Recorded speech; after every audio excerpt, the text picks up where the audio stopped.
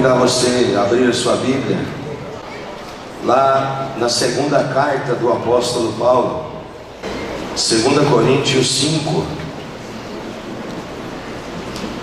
Leremos do versículo 11 até o versículo 17.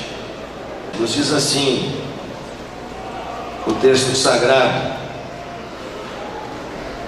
e assim, conhecendo o temor do Senhor, persuadimos os homens e somos cabalmente conhecidos por Deus, e espero que também a vossa consciência nos reconheça. Não nos recomendamos novamente a vós outros, pelo contrário, damo-vos ensejo de vos gloriardes por nossa causa, para que tenhais o que responder aos que se gloriam na aparência e não no coração. Porque se enlouquecemos, é para Deus, e se conservamos o juízo, é para vós outros. Pois o amor de Cristo nos constrange, julgando nós isto: um morreu por todos, logo todos morreram. E ele morreu por todos, para que os que vivem não vivam mais para si mesmos, mas para aquele que por eles morreu e ressuscitou. Assim que nós daqui por diante a ninguém conhecemos segundo a carne, e se antes conhecemos Cristo segundo a carne, já agora não o conhecemos deste modo. E assim, se alguém está em Cristo, é nova criatura, as coisas antigas já passaram, eis que se fizeram novas. Versículos 14 e 15: pois o amor de Cristo nos constrange, julgando nós isto: um morreu por todos, logo todos morreram. E ele morreu por todos, para que os que vivem não vivam mais para si mesmos, mas para aquele que por eles morreu e ressuscitou. Louvado seja o nome do Senhor. Estava ali perto da porta de entrada e olhando, observando toda a movimentação para que os homens entrassem, né? E dessa vez eu acabei optando por não usar a camiseta, né? Já vieram me perguntar por que eu não estou com a camiseta. Eu acabei optando por não estar com a camiseta. Eu estava sério, bem quieto, algo que não é muito normal meu, né? E algumas pessoas vieram falar comigo que está tudo bem, que o senhor está tudo bem, que aconteceu alguma coisa, né? Geralmente eu estou mexendo com todo mundo e tal, estou provocando, enfim. Se é que eu posso dizer no bom sentido, eu estou sempre fazendo bagunça, né? Eu estava sério. E pessoas ficaram preocupadas, né? Fiquem tranquilos que está tudo bem, está tudo sob controle, né? E quando soltou a música, começa a passar um filme pela cabeça da gente, lembrando de um dia que, da primeira vez, né? A gente fala para o pessoal que vem fazer o encontro que o encontro para nós começou 21 dias atrás, quando nós começamos com as vigílias. Na verdade, para a gente que está à frente, o encontro começa bem antes, né? E o presbítero das Olas chegou um dia que não faltava muito mais de 21 dias, e ele veio compartilhar dessa música do Israel Salazar, música que ele começa perguntando qual o tamanho do amor de Deus. E como a gente não está muito familiarizado com a música, a gente tem os louvores mais conhecidos, que a gente canta sempre. Ele trouxe a música, Deus já tinha falado com ele, o Espírito Santo já tinha falado com ele a respeito da música, né? Quando eu ouvi a música, eu falei: rapaz, mas tá assim, né? A música tá, mas não teve aquela assim, né? Aquele despertar, aquele negócio todo e tal, de você ouvir e falar: uau, é essa música, né? Mas tendo o entendimento que Deus já estava falando com ele, falando: tá, beleza, a música é essa, né? E aí o tempo vai passando, vai se aproximando, vai chegando perto do período do encontro, e aí começa a tomar uma proporção maior, mais forte, o coração começa a acelerar, né? A mão soa frio, dá frio na barriga. E ele veio com essa história desse mosaico aí, né? E a gente foi ensaiar aqui no dia do ensaio, durante a semana. Não foram todos os homens que iriam trabalhar que conseguiram vir para montar o mosaico. Ficou faltando peça, o mosaico não ficou inteiro no ensaio, né? Ele sabia como é que ia ficar o mosaico, porque ele tinha já um modelo. Mas nós estamos vendo esse mosaico montado inteiro aqui na íntegra junto com vocês. E essa pergunta do início da música: qual o tamanho do amor de Deus? O pastor Danilo foi fazendo a escala desse mês e me perguntou: você quer pregar no culto de ações de graças? Ou você quer pregar no culto do encerramento do encontro, né? E eu disse para ele: pastor, o dia que tiver que pregar, eu prego. Se tiver que pregar no ações de graças, eu prego. Se tiver que pregar no encerramento do encontro, eu prego. Eu quero pregar todo dia, toda hora, estou sempre pronto, né? E aí ele me colocou para pregar no encerramento do encontro. Eu disse para algumas pessoas: eu estou do jeito que eu gosto de estar. E eu achando que eu controlava a ansiedade e tudo mais, né? E andando e orando e dizendo: Deus, é a hora, é o momento. O Senhor me chamou para essa hora. O Senhor me chamou para esse momento. Desde lá, com 16 anos, foi para essa hora, foi para agora.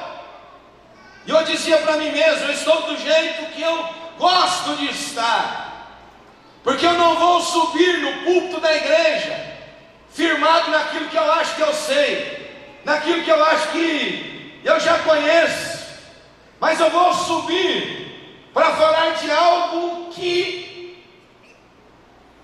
eu não tenho a resposta.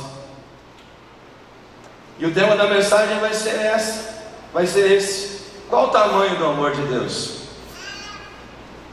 Uma música simples, uma melodia simples, mas que tem me incomodado, está me incomodando nesses dias. Qual seria a resposta? O que é que nós vamos responder? Qual é o tamanho do amor de Deus? O Israel Salazar afirma que a medida está de uma ponta a outra da cruz. Será que é só desse tamanho? Será que é só isso? Se é que a gente pode reduzir essa medida aqui a essa afirmação, a esse questionamento? Será que é só isso? E nesse tempo, lendo, estudando, orando, ouvindo canções, compartilhei isso com o pastor Danilo. Encontrei uma gravação lá no YouTube de um disco lá de 1900 e alguma coisa, acho que 1950, 1960, as primeiras gravações daquele hino: o amor de Deus é singular, ninguém jamais pode explicar. E se fôssemos declamar uma poesia muito linda, mas essa poesia cantada é tão bonita e tão linda, se não mais. Quantas e quantas pessoas desde lá, ao ouvirem essa canção, não se converteram, não se renderam ao Senhor Jesus, em virtude de serem tocadas por este amor. O amor de Deus é singular e ninguém jamais pode explicar. Estudando esse texto, a gente sempre é desafiado a buscar o sentido original, aquilo que se aproxima, ou aquilo que chega mais perto da expressão original do texto. E o apóstolo Paulo, escrevendo essa carta à igreja em Corinto, ele vai falar que ele se sentia constrangido diante do amor de Cristo, diante do amor de Deus. E esse amor o constrangia porque a representação desse amor era o seguinte: um morreu por todos, para que os que vivem não vivam mais para si mesmos, mas para aquele que por eles morreu e ressuscitou. E aí eu fui buscar o significado da palavra constranger, não só no sentido da língua portuguesa, mas principalmente no sentido original do texto grego ao qual o Novo Testamento foi escrito. Preste atenção. Quando a gente fala de constranger ou de constrangimento, uma ideia rasa, basicona das pessoas é meio que constrangimento, e constranger soa como que a gente ficar envergonhado diante de alguma coisa, a gente ficar como que sem reação, como que ser inferiorizado. Tem até uma questão aí que nós não vamos entrar, né? Mas é tema dentro da esfera jurídica, na questão aí das leis, de questão de constrangimento. Cabe representação ou representações na justiça de uma pessoa em relação a outra, levando-se essa questão do constrangimento. Mas não é nessa que nós vamos entrar. Basicamente, para as pessoas em geral, eu fiquei constrangido, eu fiquei envergonhado. Isso não tem nada a ver com a essência do constranger aqui que Paulo escreveu. A palavra que é traduzida por constranger, pois o amor de Cristo nos constrange. Palavra, a gente sempre escreve e não sabe como é a pronúncia correta, né? Você tem que estar ouvindo. Mas a grafia é S-U-N-E-C-H-O, suneixo. É o que está escrito lá nos textos que a gente tem como originais. A palavra que é traduzida por constranger, e os seus significados, ela pode ser traduzida como impelir, impulsionar para a frente, controlar, dominar. Da questão aí gramatical, o tempo dessa palavra no texto é presente. Isso fala de uma maneira muito forte, muito poderosa para nós, porque não é algo que, apesar de ter sido escrito lá atrás, não é algo que está congelado e preso ao passado, mas é uma palavra viva, e ela é viva, verdadeira e real para nós todos os dias. Assim como o amor de Cristo constrangeu Paulo naqueles dias, o amor de Cristo nos constrange e vai continuar constrangendo as pessoas todas as vezes que elas ouvirem e tiverem ciência a respeito do que Jesus fez na cruz e como Deus provou o seu amor para conosco. A ideia principal do texto, da palavra, dentre aquelas que eu falei, é de impulsionar para frente. Então aqui poderia ser traduzido: pois o amor de Cristo nos impulsiona para frente. E aí a gente começa então a entender melhor o significado do texto, porque tem muita gente, e essa é a nossa condição no primeiro momento, quando a gente toma ciência da grandeza, da santidade, daquilo que Deus é, a gente olha para a nossa condição e nos vemos como Isaías.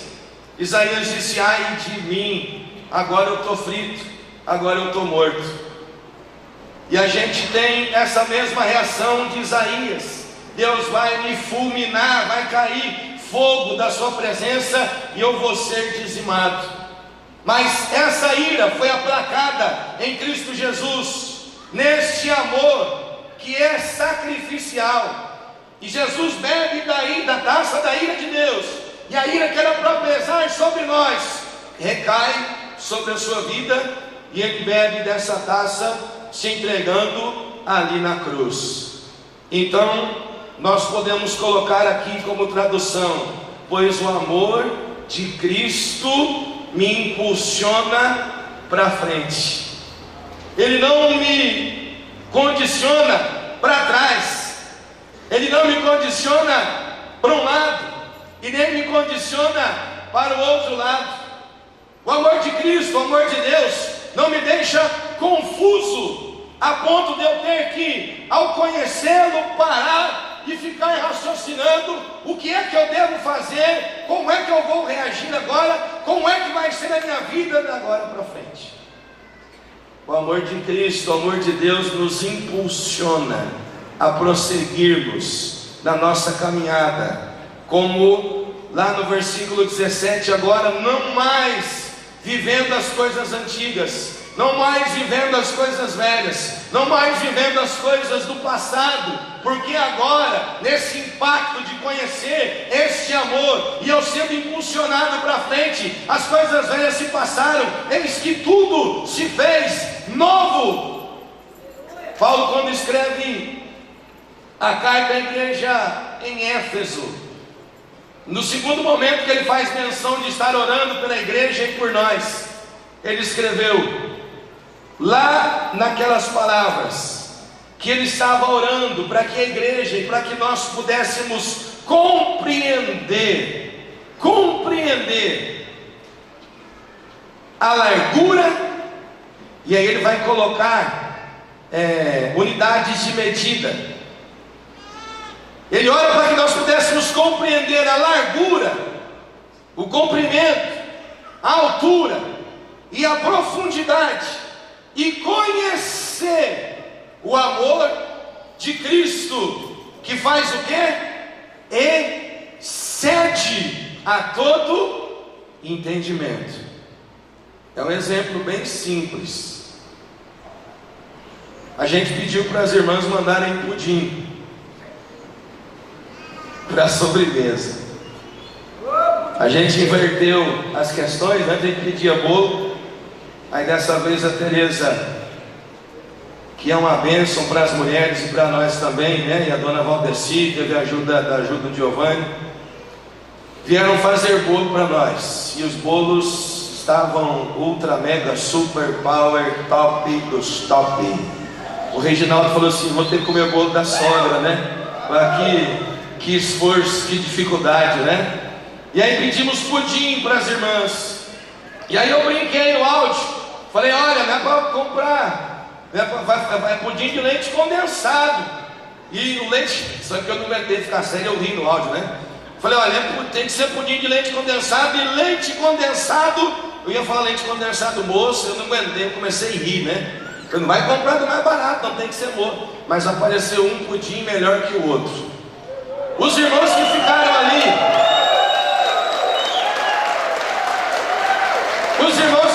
ali recebendo os pudins, o Ginete Sporadori, o irmão Ailton, o Ginete falou assim: eu não aguento mais ficar recebendo pudim e levar lá, né? A pastor já tem 17 pudim, pastor já tem 20 e tantos, né? E já não cabia mais na geladeira, no frio, e um pudim melhor que o outro. Teve um pudim que nós comemos hoje, que eu falei assim, eu coloquei um pedaço na boca, né? Falei: rapaz, se comer esse pudim, eu vou te dar um beijo, né? Eu falava para os meninos isso: que pudim top. E era o seu, viu, Marta? Era o seu pudim. Não que os outros não estavam na mesma altura, não. Estava tudo no mesmo nível, top dos top. Eu não posso falar, mas tem neguinho aí que está comendo pudim. Só pode dizer que deu um desarranjo, mas o pudim excedeu, veio além daquilo que a gente precisava. E parabéns para vocês, mulheres, que trouxeram, para vocês que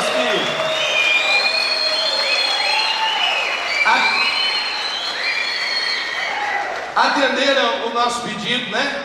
Você que não trouxe, fica tranquila, vai ter mais oportunidade para você fazer uma metinha com a gente também. A gente deixa do próximo encontro vocês trazerem. Mas excedeu, fazia rodinha lá de 4, 5 e batia 3 pudim de uma vez.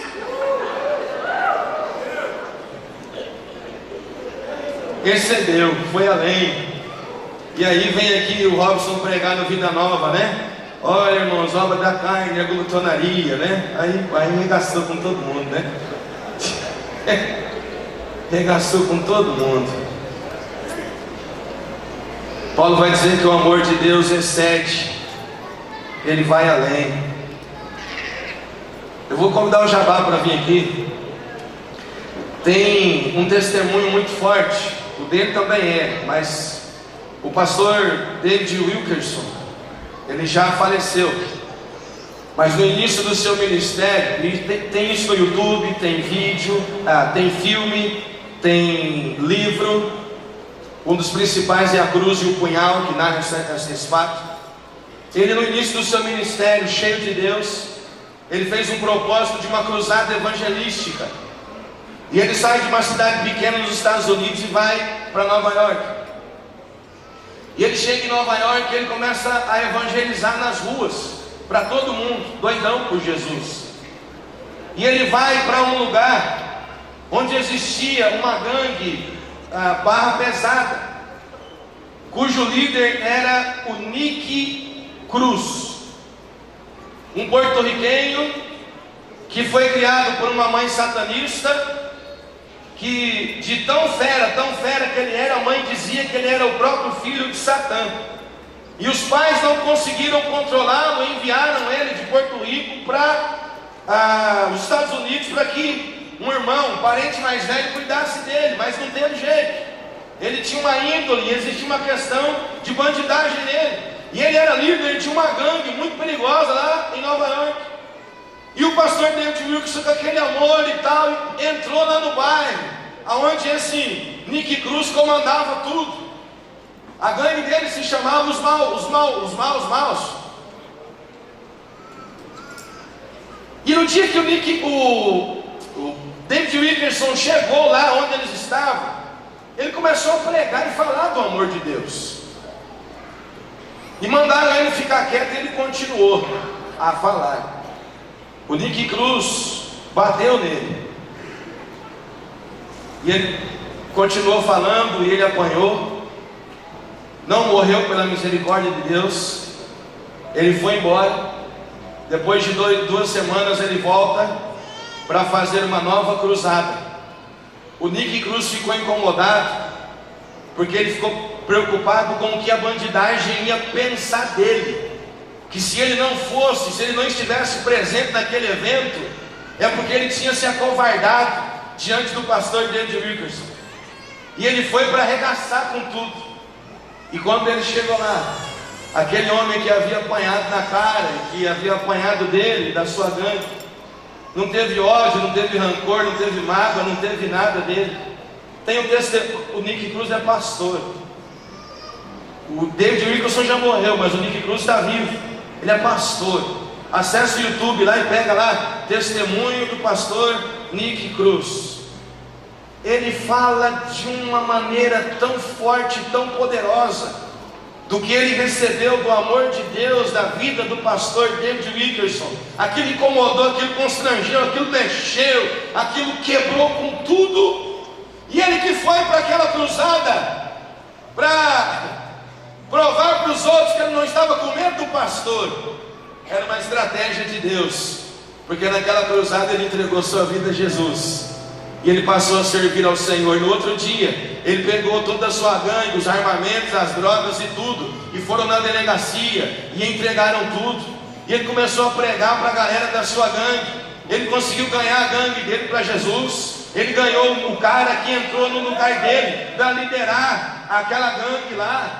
Depois, durante a semana, você acessa o YouTube e procura lá, testemunho do pastor Nick Cruz, e ele fala até hoje desse amor que impactou a sua vida lá atrás.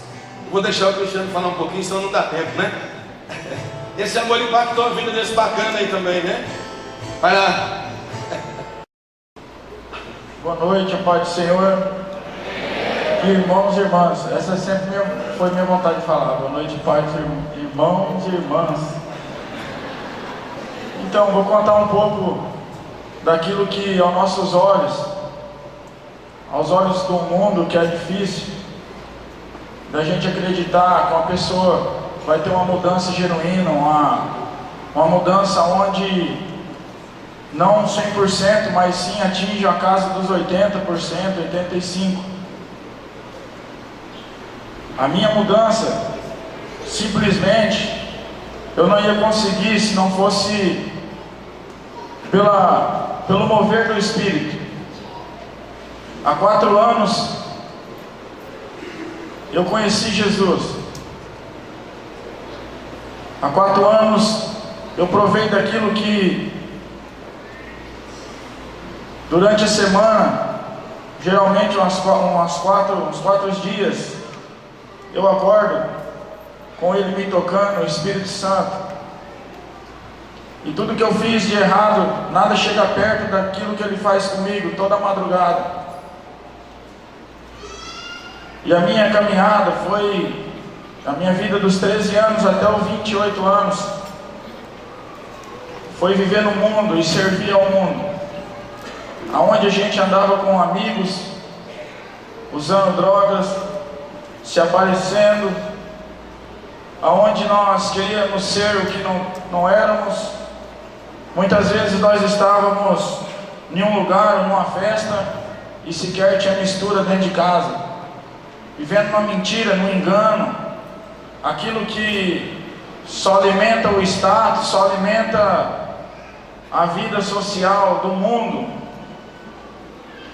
E eu vim cada dia mais me enrolando nessas situações, entre mentiras, entre engano, entre eu mesmo me enganando. E eu jamais teria força. Louvo a Deus pela vida da minha esposa, que sempre esteve ao meu lado e sempre acreditou, porque um dia ela disse que nunca ia me abandonar, e ela conhecia o Cristiano que ela conheceu, não era aquele, e um dia Deus ia trazer eu para ela. Então foi em oração e em espera que Deus foi tocando o meu coração. E dia 16 de 2015 eu aceitei o convite de fazer um encontro com Deus. E para mim foi uma dificuldade enorme. Um cara que é do mundo tirar 3 dias para ficar dentro de uma igreja, que eu nunca frequentei igreja nenhuma. Eu, para mim, pastor, era tudo safado. Eu, para mim, pastor, não valia nada. E hoje eu trago um chocolatinho para comer com o pastor. Eu, para mim, pastor não virava em nada. Isso é a cegueira que nos faz isso.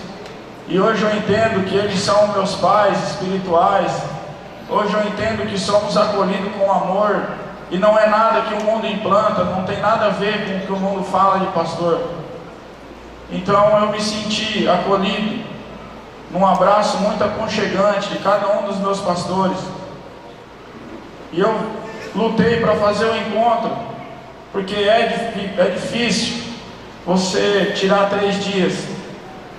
Ainda que eu não conheço meu pai, eu cheguei no encontro, eu sentei na segunda cadeira, e a palestra do pai já me travou. Eu não tenho a presença do meu pai, então eu tinha só mágoa naquele lugar, no meu coração. E o que aconteceu? Eu ouvi a voz de Deus dizendo: eu sou seu pai. Eu ouvi ele dizendo: eu sou com você.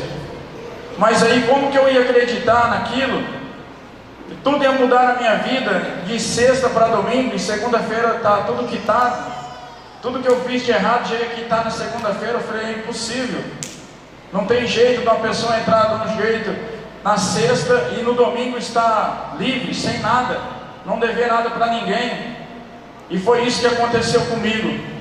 Quando eu entrei no encontro, eu deixei tudo no pé da cruz e saí quitado. Eu falei: eu estou sem reserva agora pode apontar o dedo para mim. Muitos apontaram o dedo, muitos fizeram aposta, dizendo que eu ia voltar para as drogas, para a bebida. Só que é o seguinte, o que estava em mim é o dono de tudo e é o mais forte de todos. Então, fomos ganhando dia após dia em oração, dias após dias ao lado do Espírito Santo, e já estamos indo para o 5º ano. E o encontro é tremendo. Você encontra com Jesus nesse lugar. Você encontra com o Espírito Santo nesse lugar. Você é transformado se você querer. Eu falei aqui no encontro que durante esse tempo eu venho perdendo muitos amigos. Muitos estão morrendo. Muitos estão à procura do dinheiro, à procura de ser o que não é. E o inimigo estão ceifando eles. Já foram alguns amigos meus. E nessa noite eu quero dizer para você, talvez você não fez o encontro, mas talvez o Senhor trouxe você aqui, não por acaso, e para dizer que você é especial, que você tem jeito sim, que você vai mudar, que você vai conseguir, você vai vencer. O que aconteceu comigo é só ter um encontro com Deus mesmo, porque todas as portas fecharam, meus amigos me abandonaram. Eu ligava para eles não me atendiam, porque você é o que você tem. Jamais um amigo do mundo vai ligar para você sem interesse. Você pode fazer o que querer, mas não vai conseguir no mundo que o Senhor Jesus tem. E nesses dias eu venho conversando com o Espírito Santo. Eu estava na grama lá de casa um dia e parecia assim que eu estava tocando numa dessas nossas vigílias. E hoje o meu amigo Espírito Santo, ele está presenteando eu para louvar uma música que a Manu já está até enjoada de ouvir, de tanto eu tocar lá dentro de casa. E o Fru também. E aí eu vou tocar, porque ele está aqui do meu lado. É Ele que não deixa os meus pés vacilar nos dias difíceis. É Ele que segura na minha mão. E é Ele que sustenta o meu casamento, a minha casa. É Ele que sustenta o meu trabalho. É Ele que fala para mim: ó, Jabá, você tem que mudar. A cada manhã eu pego e olho para o velho Jabá e falo: fica preso aí, que quem vai sair é um novo Jabá. E todo dia eu tenho essa luta de estar matando o meu eu, para me amar mais a minha casa, a minha esposa, a quem ficou 13 anos esperando por mim, 13 anos em oração, 13 anos ali, sem saber o que fazer muitas vezes. Mas o Senhor vai honrar nossa família, o Senhor está honrando, o Senhor vai, em nome de Jesus, nos conceder um filho. Nós estamos orando, nós vamos orar bastante. Meus irmãos, nessa parte é muito fácil rir, mas o que nós passamos não é de se rir não. Foi difícil. E você que não fez o encontro, sinta-se convidado nessa noite. E você que, meus irmãos que fizeram o encontro, não é por acaso que o Senhor deixou vocês 3 dias aqui, se alimentando da presença dEle, se alimentando dos céus. O céu desceu nesse lugar nesses 3 dias. O céu tocou o nosso rosto nesses 3 dias. E toda honra e toda glória ao Senhor. E eu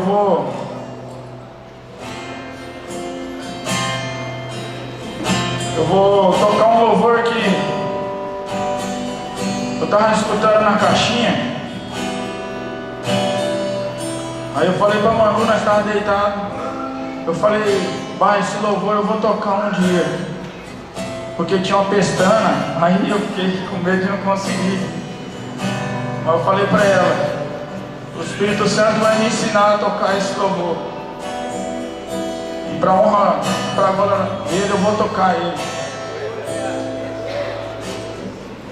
Minha voz não é muito bonita, mas quando o Espírito Santo está, tudo fica lindo, tudo se transforma.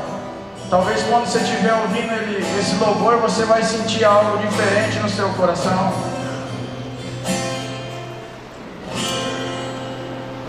Tuas promessas nunca falharão.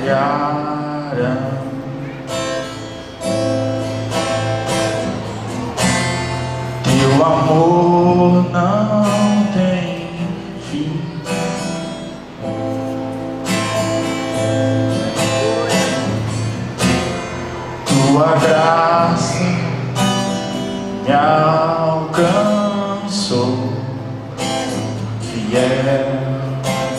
amigo fiel. Lindo, maravilhoso,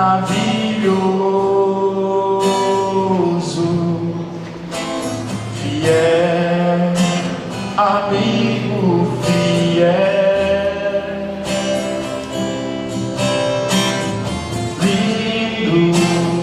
Maravilhoso,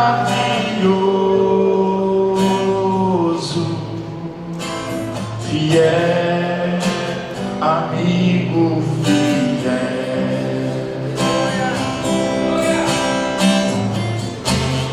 Ainda que a figueira não floresça, ainda que a vide não dê os seus frutos, ainda que os montes se lancem ao mar, mesmo assim eu confiarei. Aleluia. Meio a tudo isso, confiarei. Meio a tudo isso, adorarei. Fiel, amigo fiel. Esse louvor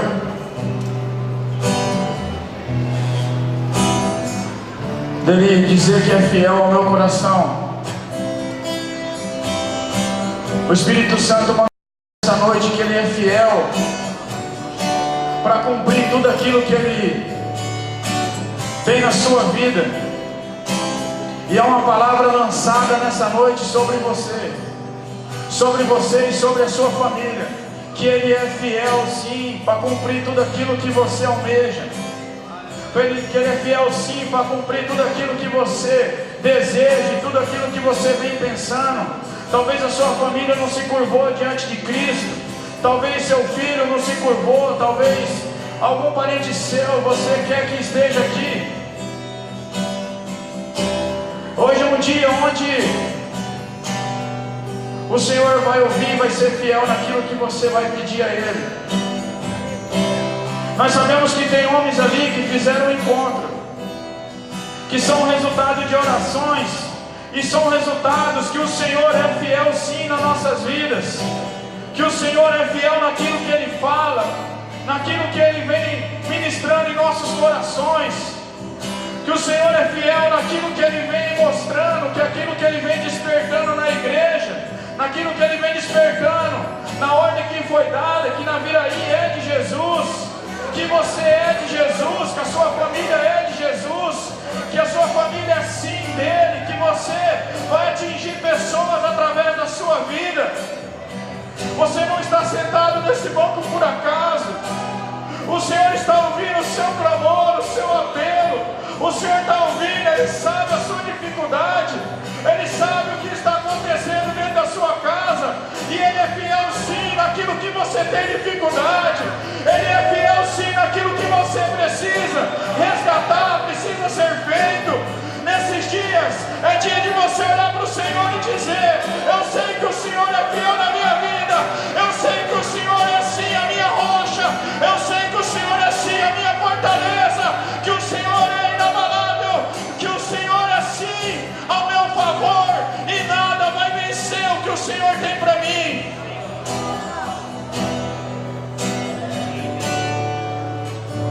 Eu agradeço ao Senhor, porque Ele é fiel a todo tempo dentro da minha casa. Ele é fiel porque muitas vezes na nossa limitação nós não sabemos conviver, mas Ele sendo fiel e nós estando do lado dEle, tudo vai se encaixando, tudo vai dando certo. E eu louvo a Deus e agradeço a você, Espírito Santo, Ele está aqui no meio de nós. Glória a Deus, louvado seja o nome do Senhor. Aleluia. Conta uma história que um menino tinha uma revolta muito grande dentro de si em relação à sua mãe, porque na escola ele era objeto de bullying, das crianças tirarem sarro dele, da galera tirar sarro dele. A sua mãe tinha uma deformidade no rosto, em virtude de uma queimadura que ela teve. Então essa mãe tinha o rosto deformado. E na escola a galera tirava sarro desse menino, dizendo que a mãe dele era feia, era isso, era aquilo outro mais. E com o passar do tempo, ele muito revoltado com aquilo e não aguentando mais essa condição de sofrer essa situação na escola, ele chegou um dia bravo em casa, indignado, e ele foi indagar a sua mãe, perguntando por que a sua mãe era tão feia, por que ela era tão feia daquele jeito. E ela então conta a história, pegou o menino, colocou numa cadeira e disse: olha, senta aqui que nós vamos conversar um pouquinho, eu vou te contar uma história. E ela então começou a relatar a ele: olha, teve uma mãe, uma mulher que engravidou, que teve o seu filho nasceu, ele estava no quarto, num berço, e deu um problema na casa, um curto, e pegou fogo na cortina, bem do lado, em cima de onde esse menino estava, essa criança estava. E essa mãe, quando viu aquela situação, aquele fogo na cortina, para que a criança não sofresse as queimaduras, para que ela não fosse ferida por aquele fogo, a mãe tirou a criança e a cortina caiu sobre o rosto dela. Doeu muito e ela ficou bastante tempo internada, tratamentos, remédios e um monte de coisa, mas ela conseguiu salvar o seu filho. Com ele não aconteceu nada, nenhum arranhão, ele não sofreu nenhuma queimadura, mas aquela mulher teve o seu rosto todo deformado, queimado, para poder salvar o seu filho. E essa mulher da história sou eu. O menino dessa história é você. Se hoje eu tenho o rosto assim, deformado, feio, como você está dizendo, é para que você fosse perfeito e para que você pudesse viver. Quando nós pensamos no tamanho do amor de Deus, Jesus teve que ficar feio lá na cruz. A Bíblia afirma que os homens olhavam para ele e dele não fizeram caso, que não havia nele beleza e nem formosura, que quando ele passava as pessoas viravam o rosto. Mas a Bíblia afirma que ali Deus estava provando o seu amor para conosco. Em Jesus estava sendo provado a nós o amor de Deus, o mesmo amor que quebrantou o coração do Nick Cruz por intermédio da vida do pastor David Wilkerson. Se fôssemos um de nós no lugar dele, talvez teríamos ido embora, ou talvez tivéssemos saído no soco lá com o Nick Cruz. Mas aquele homem tão cheio do amor de Deus foi usado como instrumento. Quantas vidas não foram alcançadas por meio de David Wilkerson e continuam sendo alcançadas por seus discípulos? Quantas vidas e quantas famílias não estão sendo alcançadas pelo testemunho do amor de Deus na vida do pastor Nick Cruz?